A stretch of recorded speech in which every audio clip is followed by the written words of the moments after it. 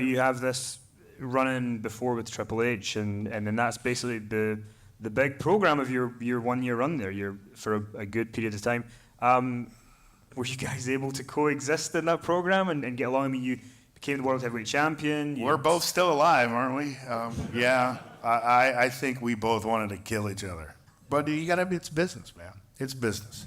It's like if you work with a guy that you don't like or don't respect, you still show him respect for the business standpoint, for the professionalism standpoint, because these kids are giving me their lives in my hands. You know, when I pick them up and jackhammer them, if I'm not careful, you're gonna drop somebody right on their bean and paralyze them. And that's true with just about every move that we do, especially some of the stuff that's done today.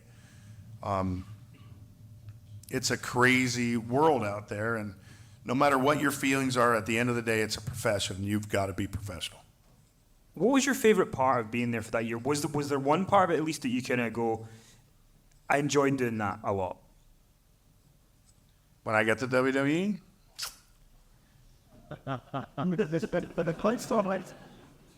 Man, no, not really. I enjoyed throwing Jericho through that stuff with the Elimination Chamber. I enjoyed stuff like that.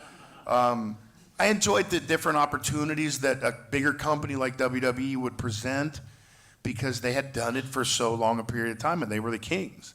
I enjoyed the opportunity to get in the ring with different guys. When did you know? So you're there from March of 2003 to March 2004, 1 year run.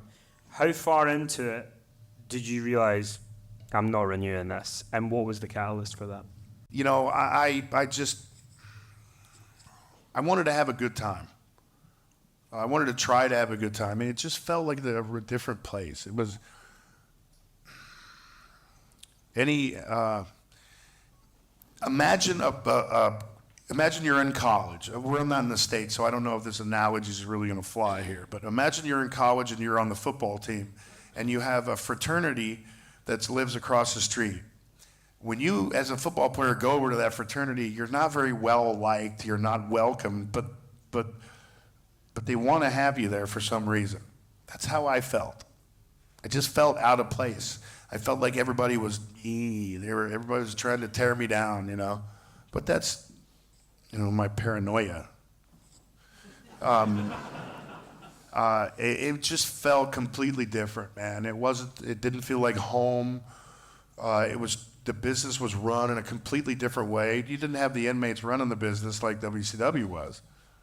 But it was a totally different deal. It was more business. It was truly a business there as opposed to, this entity that we had chosen to do to earn a living, and it's fun because we're with our friends. It just was completely different.